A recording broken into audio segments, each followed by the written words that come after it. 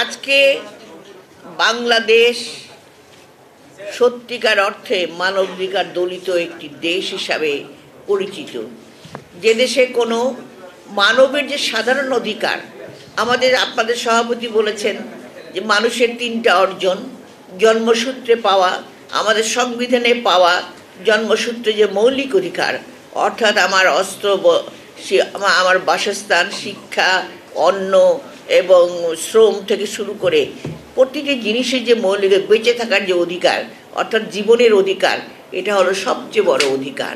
সে যেই হোক না কেন, একটা সামান্য মজুর থেকে শুরু করে আপনার উঁচু লেভেল পর্যন্ত যিনি কোটিপতি, তার যেমন অধিকার, তেমনি সামান্য মজুর তারও কিন্তু সে জীবনের অধিকার। এবং একই সাথে সম্মানের অধিকার, যেটা উনি বললেন, এবং তার পাশাপাশি যেটা বলেছেন যে আমাদের সবচেয়ে মূল যে আপনার অর্জন, উনি বলেছেন সম্পত্তির অধিকার।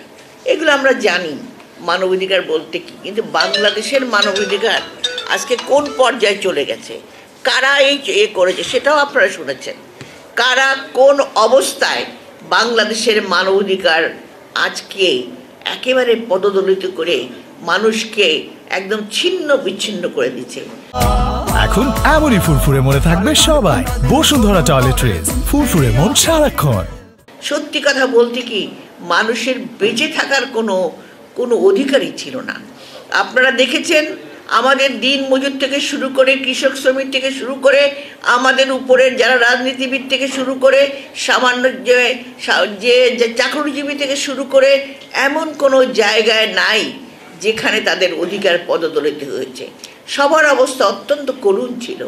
গত 17 বছরে বিশেষ করে আমি বলবো বাংলাদেশে কয়েকটা ধাপ এসেছে। একটা ধাপ হলো বাংলাদেশের স্বাধীনতা, দ্বিতীয় ধাপে সেই স্বাধীনতার পরবর্তী যে শাসক, সেই শাসকরা কিন্তু আপনাদের হয়তো খেয়াল আছে যে যাকে আমরা বলি মুক্তিযুদ্ধের সংগঠক, যেটা আমার নাজিমুদ্দিন আলম বলল যে আমরা যে নেতা নির্বাচন করেছিলাম মুক্তিযুদ্ধের সময়, সেই নেতা মাত্র 4 বছরের মধ্যে বাংলাদেশ স্বাধীন হওয়ার পরে বাংলাদেশের বাকশাল প্রতিষ্ঠা করে বাংলাদেশের সকল রকম অধিকার কেড়ে নিয়েছিল।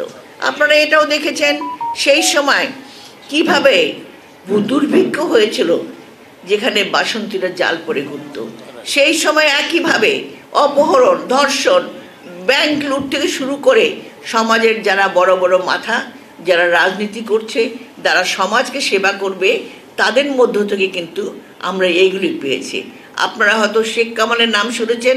সেই সময় কিন্তু প্রধানমন্ত্রীর পুত্র ছিলেন তিনি, সেই সময় ব্যাংক লুটের সঙ্গে তিনি জড়িত ছিলেন, নারী অপহরণের সঙ্গে জড়িত ছিলেন। এমন কোনো কাজ নাই। আমরা বলতাম যে